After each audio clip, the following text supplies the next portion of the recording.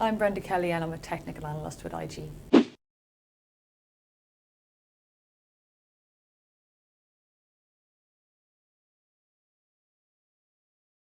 The dollar-yen pair has been very interesting since the start of the financial crisis.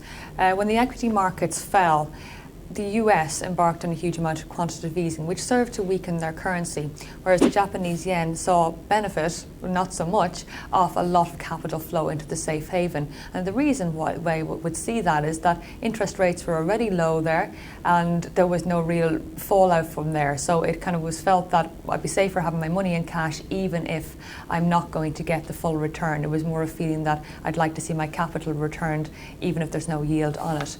So as a result of which, exports in Japan have been struggling because of the stronger currency.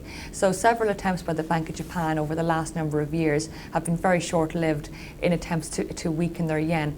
And of course this year the anticipation was there that there would be stronger and a more aggressive move by the Bank of Japan to weaken their yen in order to fight the deflationary environment that they're currently in for the last number of years and to help strengthen their export sector. And of course what we saw was quite an aggressive move. We saw buying of bonds up to the far end of the yield, which is ultimately driving the JGBs in Japan, the yields on those much lower, and driving a lot of investors into more yield efficient and yielding assets such as equities. So we have seen a weaker yen. We've seen it touching almost the 100 yen mark against the US dollar before falling back just in the last week or so. And a lot of many people have said that it could be possibly overdone, that Japan's tactics have been really anticipation rather than actuality, but it seems to me that given the current environment, they will stop at nothing to hit their inflation target of 2% within 2 years. So for the time being, I would say that once we get above that 100 yen level, we could see another 10 yen on top of that in very short order.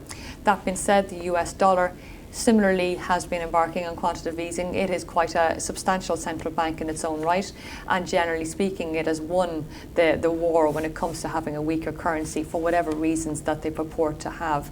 So if they feel that Japan is taking it a little bit too aggressive, they will actually say that, and you will often see a huge amount of volatility and a pullback in the Japanese yen pair, the dollar yen pair, as the investors and traders maybe think that okay, perhaps we're going to see some move from the Fed, which could ruin my long dollar, short yen trade. So it has been volatile. It will continue to be volatile, but certainly there is more yen weakness to come.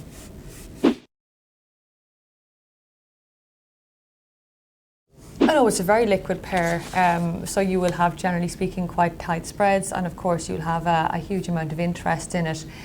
Given that Japan has quite a strong manufacturing industry, the US dollar being the base currency for all currency transactions, for the most part, it would be probably our third most popular currency pair to trade here in IG.